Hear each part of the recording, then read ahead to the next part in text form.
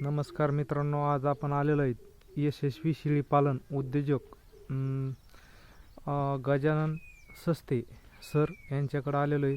तर यांचा एक शेळी पालन हा व्यवसाय कोणत्या प्रकारे यांनी यशस्वी करून दाखवलेला आहे त्याविषयी आपण सविस्तर माहिती त्यांच्याकडूनच बघून घेऊ.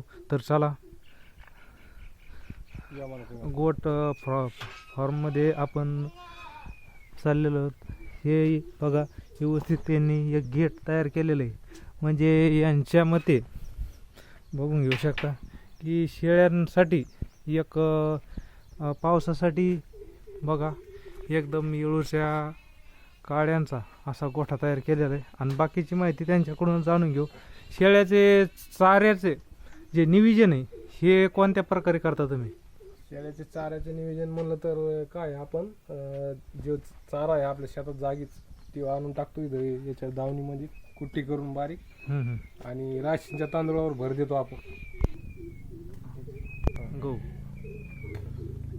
आपण काय करतो, जे शेतातला चारा आहे आजूबाजूचा समजा सुबाबळा असेल गावत्या असेल तो तोडून कापून शेळ्याच्या याच्यामध्ये टाकतो, आणि राशींचे गहू कुट्टा करून म्हणजे भरडून भाडा करून एकंदर- सारीत होते याला. हां, आणि पावसाळ्यात घ्यायची काळजी म्हटलं तर गोचिड आणि खुरकूत या दोन रोगावर जास्त थोडं डिफेंड ते राहायचं. तोंडाला येणारा रोग. तोंडाला येणार त्याला खुरकूत म्हणजे पाली म्हणते जुन्या काळातली, तर पालीवर जास्त भर देणे आणि गोचिडाचं नियोजन करणे आणि पिलांना लक्ष देणे.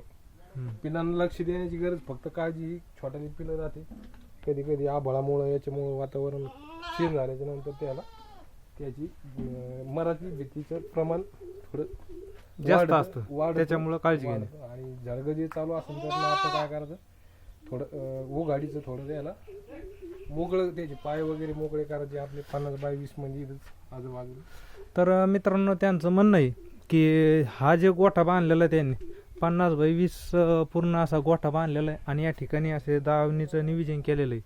तर हा गोठा फक्त पावसाळ्यासाठी, आणि शेळ्याला ज्यावेळेस गोठ्यामध्ये जायचं त्यावेळेस ते गोठ्यामध्ये जाऊ शकते, चारा खाऊ शकते.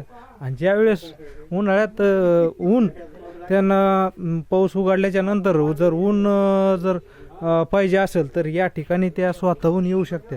म्हणजे या शेळ्या अशा दोरीनं बांधलेल्या नाही आहे. तर असं नियोजन केलेलं आहे. उन्हातही शेळ्या येऊ शकतात आणि आतमध्ये राहू शकतात. तर त्याच्यासाठी त्यांनी दावणीचं एकदम व्यवस्थितरित्या नियोजन केलेलं आहे. ह्या दावणीमध्ये जास्त जे चारा आहे हा वेस्टेज होत नाही. म्हणजे त्यांना जो खाण्यासाठी लागतो मुबलक चारा तोच शेळ्या खातात. आणि पायाने याच्यामध्ये ही दावणीचं एक वैशिष्ट्य आहे, याच्यामध्ये एक पाय जात नाही शेळ्यांचे. हे बघून घेऊ शकता, पाय जात नाही. याच्या बाहेरच राहून जो काही चारा खायचा तो खाऊ शकते. त्याच्यामुळे हे दावणीचं नियोजन एकदम भारी यांचं. आणि यांची जर बकराची जी क्वालिटी बघितली ही एकदम चांगली. आपण जून जुलैमध्ये बघा एकदम व्यवस्थितरित्या क्वालिटी.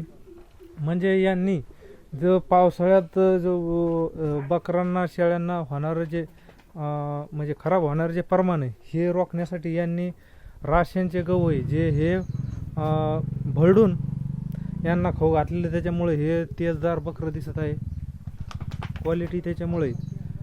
आणि ही शेळी जे बांधली ही कशामुळं बांधली की ह्या शेळी आपल्या बंदिस्त शेळी पालन असल्यामुळं काही निवडक शेळ्या ज्या बकरांना दुसऱ्या शेळ्यांना मारतात त्यांना हे बांधायची गरज आहे. म्हणजे यांना जर बांधलं नाही तर आपल्या ह्या मोकळ्या दुसऱ्या असलेल्या जे शेळे यांना ते पोटामध्ये मारून हे यांचे पोटातले बकरं जे हे मारण्याची शक्यता असते. त्याच्यामुळं ज्या मारणार शेळ्या ह्या बांधणं खूप गरजेचे आहे. मित्रांनो, तुम्हाला असेच शेळ्याविषयी काही माहिती पाहिजे असल्यास आपल्याला कमेंटद्वारे कळवा. आपला व्हिडिओ आवडला असेल लाईक करा, शेअर करा, कमेंट करा.